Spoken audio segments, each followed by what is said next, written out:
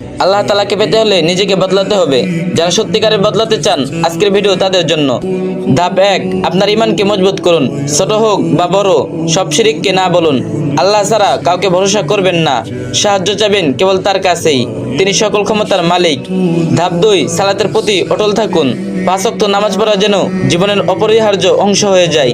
সাথে 12 রাকাত সুন্নত নামাজ, ফজরের আগে 2 রাকাত, জোহরের আগে 4 রাকাত ও পরে 2 রাকাত এবং মাগরিবের পরে 2 রাকাত ও এশার পরে 2 রাকাত নামাজ নিয়মিত পড়বেন, কোনোভাবেই ছাড়বেন না।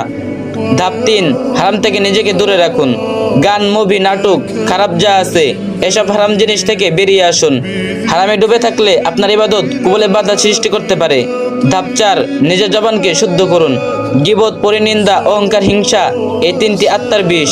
মনে রাখবেন, আপনি তাহাজ্জুদ পড়লেন কিন্তু গীবত করলেন, আপনার তাহাজ্জুদের সওয়াব ওই ব্যক্তির আমলে চলে গেল যাকে আপনি গীবত করছেন। তাই মুখের হেফাজত করুন, বেশি বেশি ইস্তেগফার পড়ুন। ধাপ 5, সঙ্গ বাছাই করুন। আপনার বন্ধু বান্ধব যদি আপনাকে আল্লাহ থেকে দূরে ঠেলে দেয়, তাদের থেকে সাময়িক দূরত্ব রাখুন।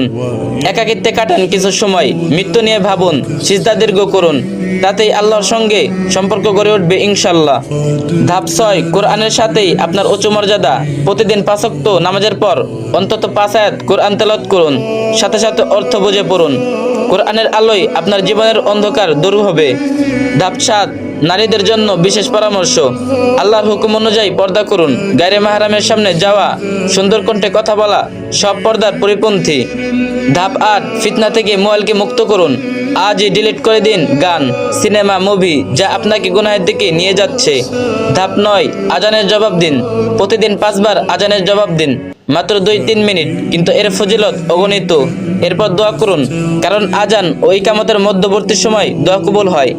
ধাপ 10, প্রতিদিন 100 বার করে পড়ুন সুবহানাল্লাহ, আলহামদুলিল্লাহ, আল্লাহু আকবার, লা ইলাহা ইল্লাল্লাহ, আস্তাগফিরুল্লাহ, সুবহানাল্লাহি ওয়া বিহামদিহি, সুবহানাল্লাহিল আযীম, লা হাওলা ওয়ালা কুওয়াতা ইল্লা বিল্লাহ। দুরূদ শরীফ, এগুলো আল্লাহর কাছে সবচেয়ে প্রিয় বাক্য। ধাপ 11, তাহাজ্জুদের প্রস্তুতি নিন। এশার নামাজের পরে দ্রুত ঘুমিয়ে পড়ুন। তাহাজ্জুদ ও ফজরের জন্য নিয়ত করুন। ঠিক সময় জেগে উঠবেন ইনশাআল্লাহ। এই সময় আপনার রবের সাথে সম্পর্ক সবচেয়ে গভীর হয়ে উঠবে। ধাপ 12, প্রতিদিন সকালে 1 বার এবং বিকেলে 1 বার পড়ুন সাইয়্যিদুল ইস্তেগফার, ক্ষমা প্রার্থনা শ্রেষ্ঠ দোয়া। ধাপ 13, সকাল সন্ধ্যার জিকিরে দিন শুরু ও শেষ করুন। ধাপ 14, রাতের আমলে নিজেকে সাজান দিন শেষে। ঘুমানোর আগে হৃদয়কে আল্লাহর দিকে ফেরান।